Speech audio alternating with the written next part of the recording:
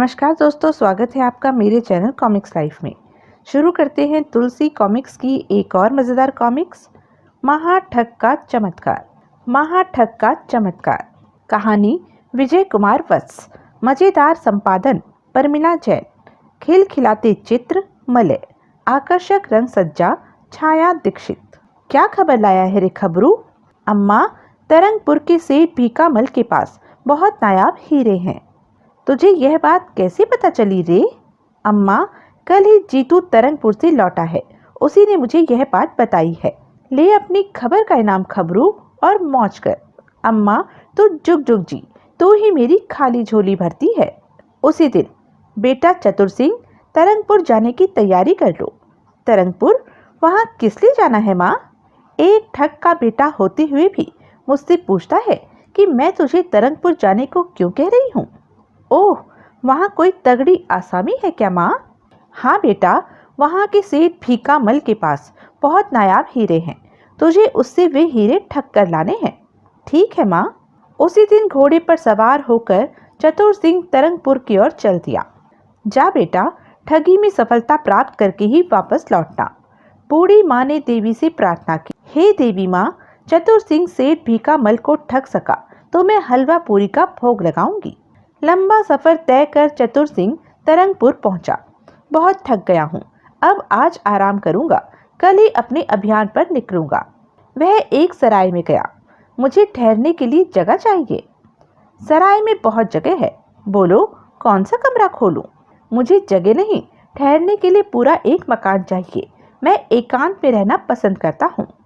कोई धनी व्यक्ति मालूम पड़ता है, तगड़ा किराया देगा। कुछ सोचकर वह उससे बोला, तुम मेरी हवेली में रह सकते हो, वह इन दिनों खाली है। हमें वह हवेली दिखाओ, पसंद आने पर हम उसी में ठहरेंगे। चतुर सिंह ने जब हवेली देखी, हमें हवेली पसंद आई। इसका क्या किराया लोगे? इसका किराया है 50 स्वर्ण मुद्राएं प्रतिदिन। ठीक है, हमें मंजूर है, हम यहाँ कुछ दिन रुकेंगे। बोलो किराया अभी लोगे या बाद में? हुजूर, ऐसी भी क्या जल्दी है, जाते वक्त दे देना। वह रात चतुर सिंह ने हवेली में ही आराम करके गुजारी। अगले दिन वह सेठ भीकामल के पास जा पहुंचा। सेठ जी, मैं स्वर्ण नगरी का प्रसिद्ध जौहरी रत्नेश हूँ। सुना है आप हीरे जवाहरातों के बड़े कद्रदान हैं। आज्ञा दें तो आपकी सेवा में कुछ हीरे पेश करूं? अवश्य करो। उसने अपनी पेटी खोली। लीजिए सेठ जी, हीरों का खजाना पेश है। सेठ भीकामल ने हीरों को उलट पलट कर देखा। ये हीरे तो नकली हैं। यह सुन चतुर सिंह ने नाराज होने का नाटक किया। सेठ जी, यह क्या कह रहे हैं आप? ये हीरे 100% असली है। संसार में इनके जोड़ के हीरे आपको कहीं नहीं मिलेंगे। रत्नेश जी, हीरों को जांचते परखते ही यह जिंदगी गुजरी है, हीरे एकदम नकली हैं। सेठ जी, तब तो मैं यही कहूँगा कि आपकी परख नकली है। क्या बक रहे हो तुम? हीरे खरीदते ही हमने उम्र गुजारी है, तुम कह रहे हो कि हमें हीरे परखने नहीं आते? मैं बिल्कुल सही कह रहा हूँ सेठ जी। ठीक है, मैं दिखाता हूँ तुम्हें कि असली हीरे कैसे होते हैं। ताव में आज सेठ भीकामल उठकर अंदर की ओर चल दिया। मैं भी तो यही चाहता था कि तुम्हें ताव दिलाकर मैं तुम्हें तुम्हारे हीरे दिखाने को मजबूर कर दूं। मेरी चाल सफल रही सेठ। कुछ देर बाद सेठ भीकामल वापस लौटा। उसने चतुर सिंह के सामने पेटी खोली। इन्हें कहते हैं असली हीरे। सचमुच इनमें तो बहुत चमक है सेठ जी। असली हीरो में ऐसी ही चमक होती है रत्नेश जी। इसका मतलब है मैं तो लुट गया, बर्बाद हो गया। जिससे मैंने हीरे खरीदे वह ठग गया मुझे। बिल्कुल, इसमें क्या शक है। ओह, मुंह लटकाकर चतुर सिंह वापस हो लिया। उसने बाजार जाकर बिल्कुल वैसी ही पेटी खरीदी जैसी पेटी सेठ भीकामल की थी। सेठ जी, अब तुम मेरा कमाल देखना। एक आदमी तब से ही उसका पीछा कर रहा था जब से वह भीकामल की हवेली में गया था। जिस हवेली को उसने किराए पर लिया था वहां जाकर उसने भेष बदला, फिर चल दिया पुनः भीकामल की हवेली की ओर। उसका पीछा करने वाला आदमी हवेली के बाहर ही रुक गया। जब वह हवेली में पहुंचा, कहिए श्रीमान, किससे मिलना है आपको? मुझे सेठ भीकामल से मिलना है। मैं ही सेठ भीकामल हूँ। ओह सेठ जी, मैं आपको एक दुखद समाचार देने आया हूँ। कैसा दुखद समाचार? सेठ जी, जग प्रसिद्ध चोर बांगड़ू ने आपके हीरो पर हाथ साफ कर लिया है। यह कैसे हो सकता है? सेठ जी, यह बताइए कि कुछ देर पहले कोई हीरो का व्यापारी आपके पास आया था? हाँ, आया था। सेठ जी, वही बांगड़ू चोर था। क्या? हाँ सेठ जी, उसी ने आपके हीरे पार किए हैं। लेकिन यह कैसे हो सकता है? हीरे मैंने उसे दिखाए अवश्य थे, पर तभी वापस ले जाकर तिजोरी में रख दिए थे। सेठ जी, मेरी बात का यकीन कीजिए, मैं सच कह रहा हूँ। तभी भीखामल की नजर चतुर सिंह के हाथ में थमी पेटी पर पड़ी। अरे, यह तो बिल्कुल वैसी ही पेटी है जैसी पेटी मेरी है। सेठ जी, कुछ देर पहले मैं पास के जंगल से होकर आ रहा था। वहां 4 चोरों को एक पेड़ के नीचे हीरों का बंटवारा करते देख मैं एक पेड़ के पीछे छिप गया। उन्हीं की बातों से मुझे पता लगा कि उन्होंने वे हीरे आपके यहाँ से पार किए हैं। हीरों का बंटवारा कर वे चारों तो वहां से चलते बने और खाली पेटी वहां छोड़ गए। ओह, क्या ऐसा हो सकता है? सेठ जी, मैंने यह खाली पेटी उठा ली। तब मैंने अच्छे नागरिक की भांति आपको इस लूट की सूचना देने की सोची, सो मैं यहाँ चला आया। मुझे अभी भी तुम्हारी बातों का विश्वास नहीं हो रहा है। मैं अभी तुम्हें वह पेटी लाकर दिखाता हूँ, तुम यहीं ठहरो। भीखामल अंदर चला गया। जब वह वापस लौटा, यह रही मेरी पेटी। अरे, यह तो सचमुच मेरी लाई पेटी जैसी है। कमाल है, दोनों कितनी मिलती जुलती है। चतुर सिंह ने भीखामल की नजरें बचाकर अपनी जेब से एक चूहा निकाला। सेठ, अब देखना मेरा कमाल। चूहा सेठ के पैर पर चढ़ गया। ओह, अरे! यही क्षण था जब चतुर सिंह ने पेटी लपक कर आपस में बदल ली। कहाँ से आ गया ये कमबख्त चूहा? चूहा छलांग लगाता 9 2 11 हो गया। चतुर सिंह ने पेटी उठाई और अच्छा सेठ जी, अब मैं चलूंगा। अच्छा। पेटी बगल में दबा चतुर सिंह मंद मंद मुस्कुराता हवेली से बाहर निकल आया। रहस्यमय युवक फिर उसका पीछा कर रहा था। चतुर सिंह के जाने के पश्चात पता नहीं कौन था वह आदमी। उसकी एक भी बात मेरी समझ में नहीं आई। मुझसे कहता था कि मेरे हीरे चोरी हो गए हैं, जबकि हीरे मेरे पास हैं। ना जाने उसके मन में क्या आया कि उसने पेटी खोली। अरे, पेटी तो खाली है। वह पल भर में सारा माजरा समझ गया। हाय, मैं लुट गया, बर्बाद हो गया। गश खाकर वह गिर पड़ा। इधर दूसरी ओर, आहा, आखिर भीखामल से हीरे ठगने में मैं कामयाब हो ही गया। अब कल सुबह मैं यहाँ से रवाना हो जाऊंगा। इसका पीछा करना काम आया। यह तो शातिर ठग है। इसने वह कर दिया जो मेरे पिता न कर सके आज तक। वह उल्टे पांव हवेली से बाहर निकल आया। जब वह अपने घर पहुंचा, पिताजी, बड़ी महत्वपूर्ण सूचना लाया हूँ। सेठ भीखामल के जिन हीरों पर वर्षों से तुम घात लगाए बैठे थे, वे हीरे उससे ठगे जा चुके हैं। क्या बक रहे हो मंगल? सेठ भीखामल तो अपने हीरों को हवा भी नहीं लगाता था, फिर यह कैसे हुआ? पिताजी, मैं ठीक कह रहा हूँ। मैंने खुद अपनी आंखों से यह सारा किस्सा देखा है। मैंने उस ठग का वह ठिकाना भी देखा है जहाँ वह ठहरा हुआ है। मंगल ने सारी बात हिम्मत सिंह से कही। सारी बात जान।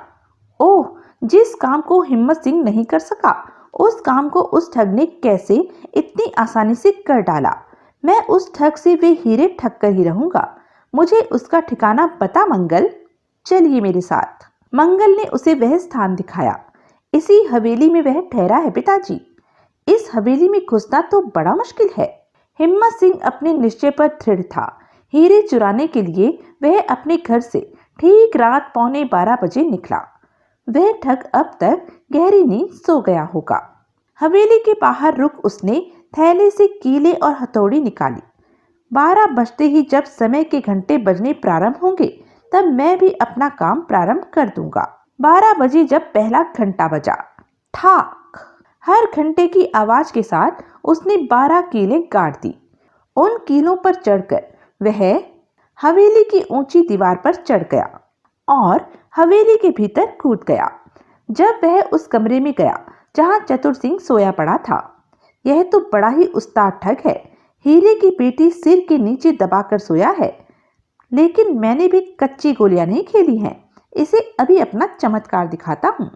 बाहर पड़ी एक ईंट पर उसने एक कपड़ा लपेटा। तत्पश्चात वह सोए पड़े चतुर सिंह के पास आया।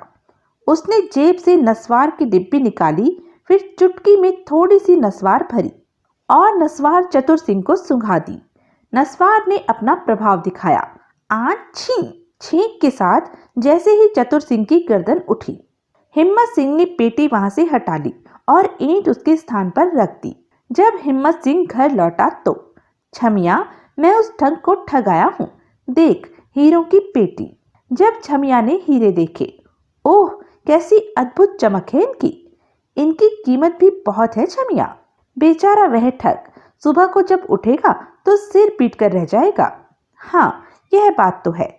एक बात तो माननी पड़ेगी जी, वह ठग अत्यंत चतुर मालूम पड़ता है, तभी तो वह कंजूस भीखा मल से हीरे निकलवा सका।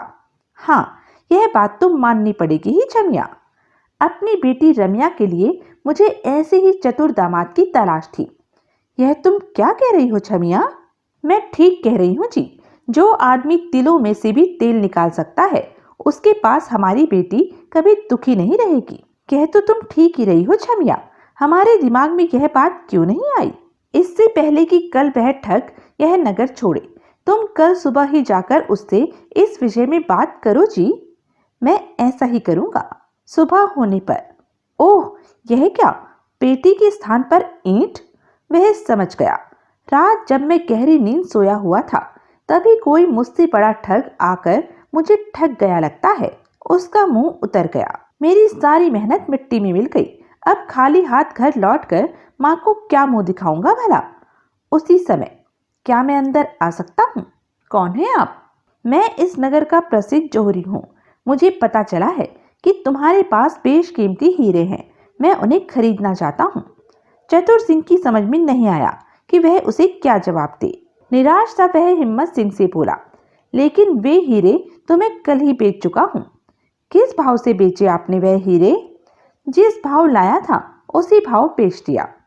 यह क्या बात हुई भला? ना नफा ना नुकसान, जिस भाव खरीदे उसी भाव क्यों बेच दिया आपने?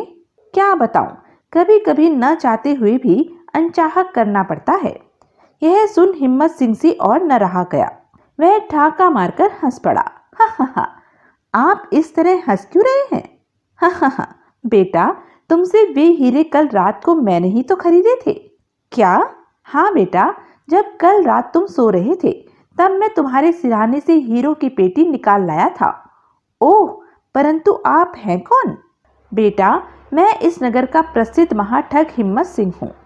ओह, आप तो मुझे ठग चुके हैं। अब क्या लेने आए हैं आप? बेटा, मुझे तुम में महाठग बनने की पूरी संभावनाएं नजर आ रही हैं, इसलिए मैं अपनी बेटी का विवाह तुमसे करना चाहता हूँ। ओह बेटा, फिक्र न करो, दहेज में मैं वह हीरे भी तुम्हें दे दूंगा जो हीरे में कल रात तुम्हारे सिरहाने से निकाल ले गया था। ओह, तब मुझे आपका दामाद बनना स्वीकार है। उसी दिन हिम्मत सिंह ने अपनी बेटी का विवाह चतुर सिंह से कर दिया। विवाह के पश्चात, लो बेटा हीरों की पेटी। जब चतुर सिंह रमिया के साथ घर पहुंचा, लो माँ, हीरों के साथ तेरे लिए बहू भी ले आया हूँ। यह खूब रही। तो यह थी तुलसी कॉमिक्स की एक मज़ेदार कॉमिक्स। ऐसी ही मज़ेदार कॉमिक्स के लिए बने रहें मेरे साथ। और हाँ, मेरे चैनल को लाइक, शेयर और सब्सक्राइब करना ना भूलें। धन्यवाद।